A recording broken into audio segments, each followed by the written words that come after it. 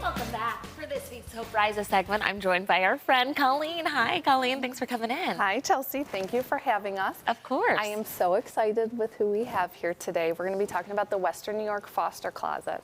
Sitting next to me is Cheryl Flick. She is the founder and executive director of the closet. Hi, Cheryl. And next to her is Diane. Diane is a grandmother that's been coming to the closet since 2021. Okay. She's going to share a little bit about her story. Nice. Well, Cheryl, I'll start with you. Can you explain to us, myself and the viewers, about Western New York Foster Closet and what it's all about?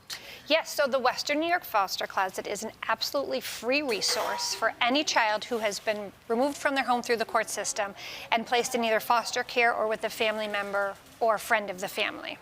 So they get specific paperwork that they bring in to register to shop. Again, absolutely free. That's amazing. Now, when was it started and what was the inspiration behind it? So the closet opened in 2018. My husband and I were still fostering at the time. And when you take in a child, it's your responsibility to clothe them, which can be costly. Right. All of the kids that have come into our care came with practically nothing or clothing that you don't want to send them to school. And, you know, they don't feel good about themselves. So we had to clothe them. You never know how long a child is going to stay. You can go out and spend hundreds of dollars on clothing, footwear, and all the things that they need, and then they go on to family or to a different placement, and then the cycle starts all over.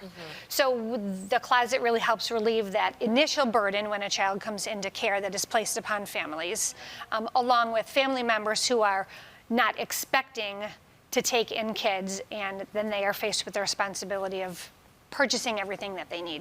Nice. Okay. Well, Diane, can you tell us about how you got involved with Western New York Foster Closet? Sure. I'm a kinship family. I'm raising my grandchildren. Our daughter passed away in 2020, and we now are responsible to be raising them, and we're on a fixed income. And I learned of the foster closet, and my husband and I went. She passed in December. We went the following July. It took a little while before we found out about the information.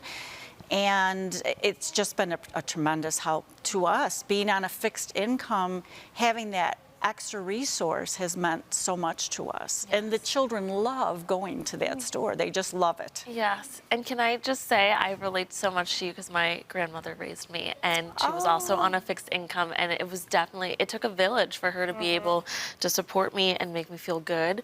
Yes. So I love this. How have you been able to help people like Diane and other families? Yeah, so we are completely reliant on the community for donations and support to keep the closet open. So we're really active on our Facebook page. We post our needs on our Facebook page, and the community usually responds overwhelmingly. After here, I'm headed to the closet to do a live, to do an unboxing of things. We have Wishful Wednesday right now, preparing for back to school. So we post a wish on our Facebook page, and I am completely overwhelmed with the support this week and the amount of boxes that I get to open and show everybody what came in. So really, it's the community that keeps us going. That is amazing. Well, it seems like clearly they have kept you stocked with clothing. How else can people support you? We're always looking for volunteers coming in to help us sort through the donations that we get, help keep us neat, clean, and organized in the closet. Financial needs always need to be met to keep the lights on. And then any upcoming fundraisers we have, back to school, Christmas support is always a desire, you know, a absolute need for us.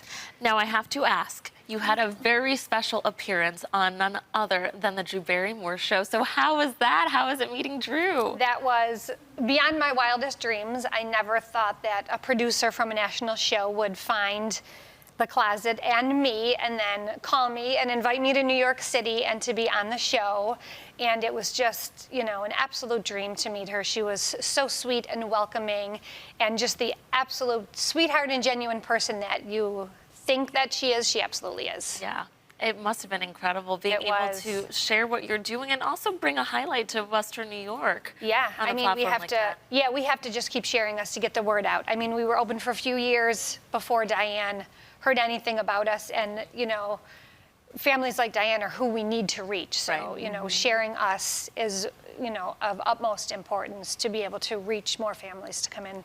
Now, if there's a family watching this right now that thinks that they could use your closet, what is the best way to get in touch and see if they can benefit? Yeah, so really it's a pretty simple process to sign up. They have to bring their paperwork from the court system along with photo ID so we can match up the names on the paperwork with the person who needs to shop. They can come in during any of our open hours, which we repost every Sunday on our Facebook page. And they bring the paperwork in, photo ID, and you know, we get them signed up to shop. Alrighty. Ladies, thank you so much for coming in. Incredible work you're doing in our community. Thank you. Viewers, if you would like more information on how you can support this cause and give back, just visit WNYFosterCloset.com. Thanks again for coming in.